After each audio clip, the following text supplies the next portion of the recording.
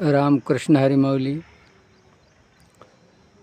4 महिने उन्हाळा, 4 महिने पावसाळा, 4 महिने हिवाळा सारखाच आपल्याला गेलेला आहे. हिवाळ्यात बी ते बी फॅन चालूच, पावसाळ्यात ते उन्हाळ्यात ते फॅन चालूच आणि पावसाळ्यात ते फॅन चालूच. असा की बघायचं कामच नाही. उष्णता जमिनीला भरपूर झालेली आहे. उन्हाळा बराच कडक तपलेला आहे. 5 तारीख आहे आज.